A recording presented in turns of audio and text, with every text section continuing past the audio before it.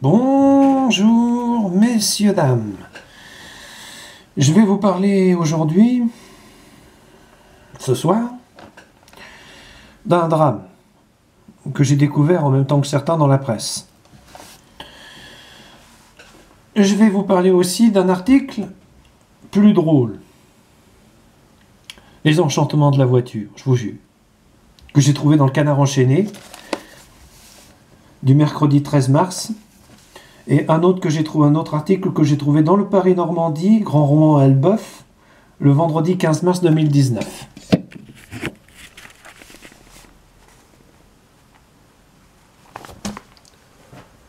On va commencer par le Paris-Normandie.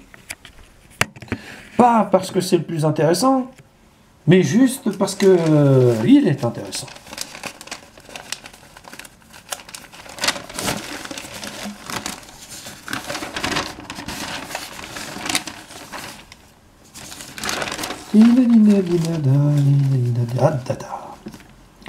Alors, je vais essayer de vous le lire.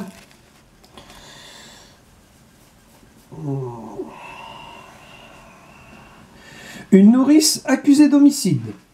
Correctionnel à Rouen. Un bébé âgé de 6 mois est mort chez sa nounou. La justice s'interroge sur la part de responsabilité de l'assistante maternelle agréée. Devant la porte de la salle 104 du tribunal correctionnel de Rouen. Le programme de l'audience est annoncé. Un homicide involontaire est programmé. Les observateurs avertis s'attendent à un énième accident de la route. Quand en introduction des débats, l'âge de la victime est annoncé. La stupeur s'empare de la salle. Une enfant âgée de 6 mois est morte.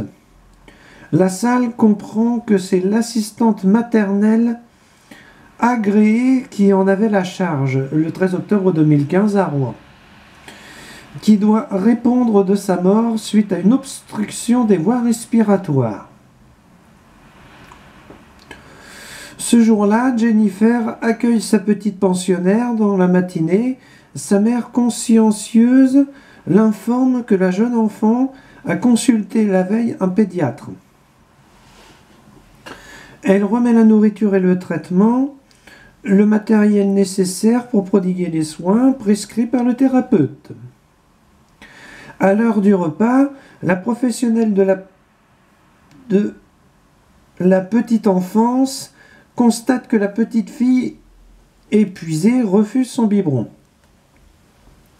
La quadragénaire enclenche alors la position du sommeil de la chaise haute. Le bébé s'endort, la nourrice va qu'à ses occupations.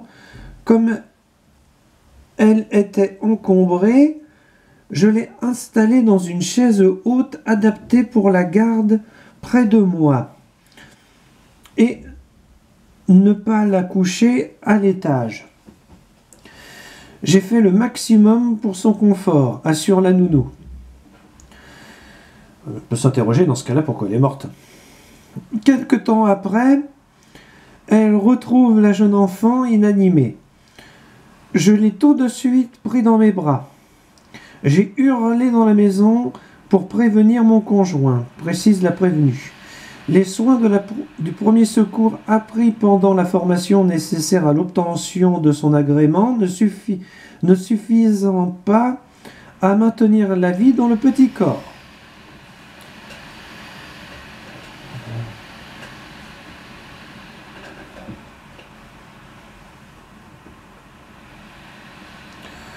Un hôtel à la mémoire de la petite fille. Quitte à commencer, autant terminer. L'expert chargé de réaliser l'autopsie conclut que la position dans laquelle se trouvait l'enfant était déterminante. Le décès de cette jeune enfant n'est pas lié à la fatalité, mais à une négligence, estime le substitut procureur, qui requiert une peine de 9 mois de prison avec sursis, assortie de l'interdiction d'exercer une activité en relation avec le monde de la petite enfance. Je me sens responsable parce qu'elle était à la maison, mais j'ai agi dans le but de bien faire. Je ne lui voulais aucun mal, confie pour sa part la prévenue. La présidente du tribunal, visiblement particulièrement concerné par cette affaire, ne peut s'empêcher de relever que la notice de la chaise haute précise de ne pas laisser sans aucun prétexte, parce que je la connais la notice, un enfant seul installé dans le dispositif. L'avocat des parties civiles demande le versement de 140 000 €. Ce que j'aime, c'est qu'ils y vont jamais par le dos de la petite cuillère. Ils en exigent toujours le maximum pour en avoir le minimum, ces braves gens. Oh, pardon pour le commentaire. En compensation du préjudice subi par les parents et la sœur aînée du bébé.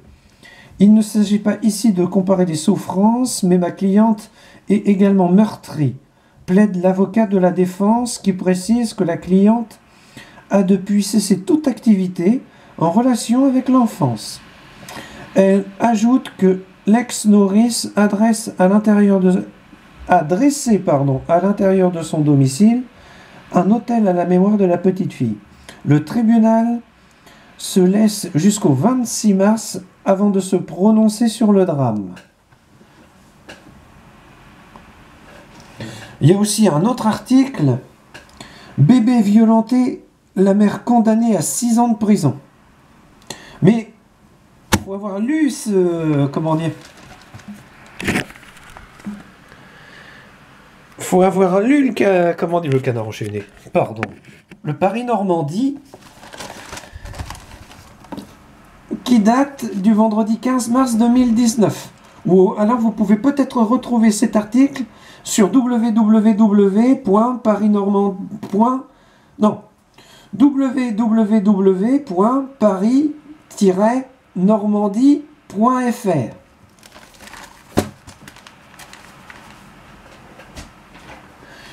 Le Paris-Normandie, par moment, est très intéressant comme là. Maintenant, le Canard enchaîné. Alors là, j'ai pas eu à aller chercher bien loin. Bébé sur le périph'.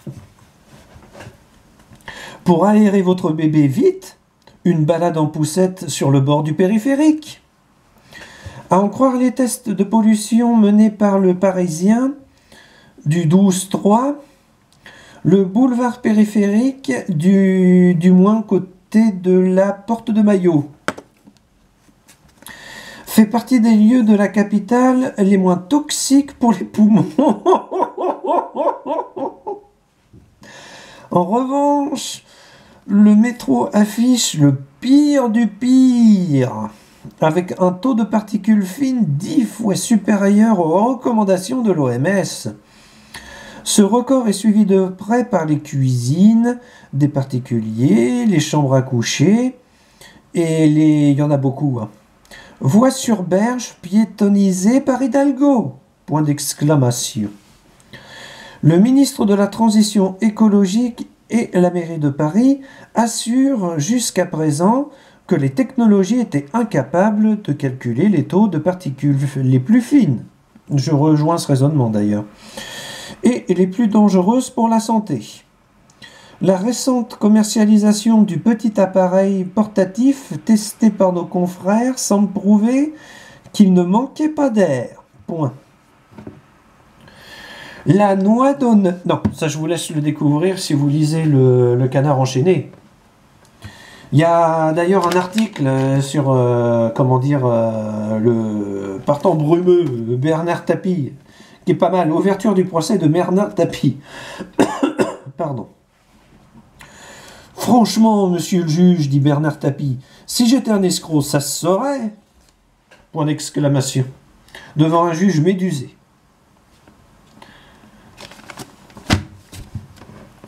Donc, vous l'avez bien compris, je vous recommande de vous faire un petit café.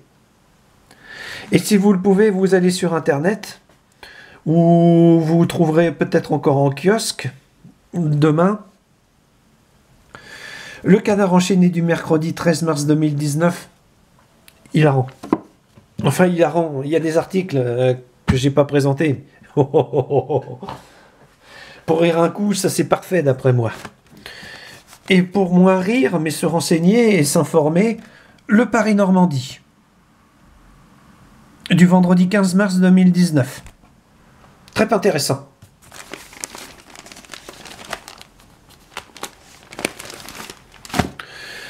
Naturellement, vous allez vous dire, oui, mais il nous a pas tout lu. Ah non, je vous en laisse la surprise, hein. Vu que d'après un de mes sondages, 19% d'entre vous s'intéressent à la presse, je pense que ce tutoriel devrait plaire. En vous souhaitant la bonne journée, ou plutôt soirée, messieurs, dames, parce que ce tutoriel va être publié le soir, normalement. Au revoir, messieurs, dames, et n'oubliez pas, méfiez-vous toujours des contrefaçons.